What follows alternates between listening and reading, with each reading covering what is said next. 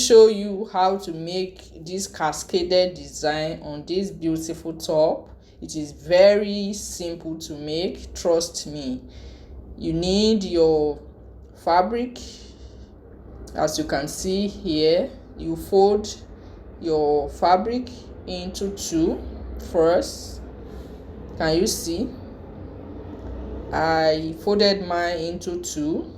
You fold it again into two, that is into four, as if you are making a flay, 360 degrees flay.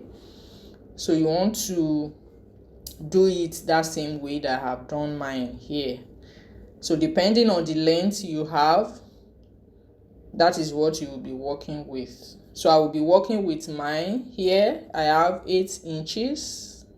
I'm making use of the length of the fabric I have. If you want yours to be longer, you do the same thing.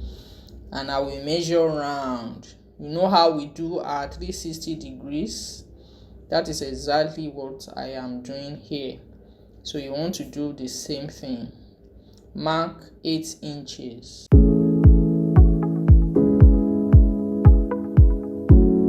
If yours is 10 inches, that is what you will mark. I am working on what I have, so I've marked it round. You cut just as I'm cutting here. Cut. You cut it like this. So after cutting, you should have a circle. Can you see that? I have a circle.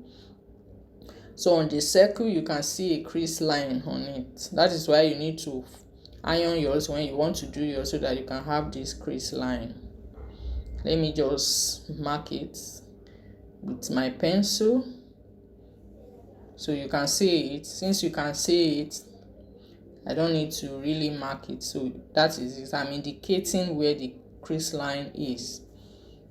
That is at the center. So you fold one side of the circle this way to meet at the center. Press it, if possible take it to your ironing table so that you can get another crease line.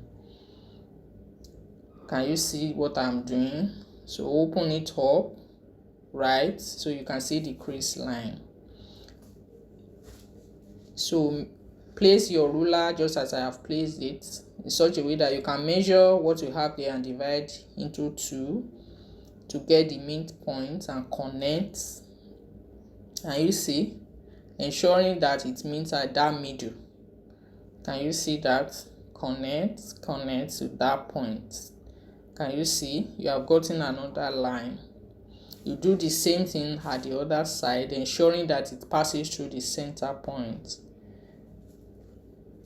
Can you see? Right. That is exactly what you will do. It is basically simple. Just follow what I am doing here. I'm repeating it so that you can get what I have said so far. Can you see? Right. It is very simple to make. So now that we have done that, you want to cut it at the center. Look at it. Yes, that middle, the first line at the middle. You cut it up to that point. Cut. And when you get to that point, you stop. Can you see? Turn it back and you fold it. You are folding on the first one. You fold it towards the center line. Fold the second one towards the center line like this. At this point, you want to take it to your ironing table and press it so that it can lay very well. Can you see? Fold the second one again. So I want to secure with pin for you since I'm unable to iron mine. Kindly iron yours so that it can lay very well. I'm securing it with pin here. Can you see? Can you see that? That is forming. You do it the other side, same way you folded the first one towards the center. Fold it that way. Fold the second one that way. Take it to your ironing table and press. I'm securing mine with pin. You can do the same, but it is advisable that you take it to your ironing table and press so that it can lay very well. So here is our cascaded design. At this point, you want to bring where you want to put yours. I will bring mine. So we'll use this paper as an illustration.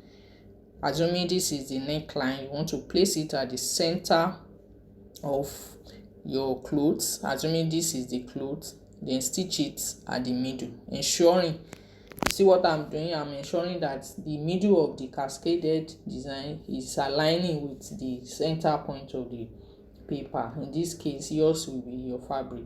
You stitch around, turn it with your lining if it's going to have lining. If it's not going to have, cut your collar and attach it to it. As you can see, it is very, very simple to achieve. I hope this is beneficial. If you find it helpful, please share it with others and continue to follow this page, because we give you sewing tips, we make patterns and DIY. Thank you for watching. Bye.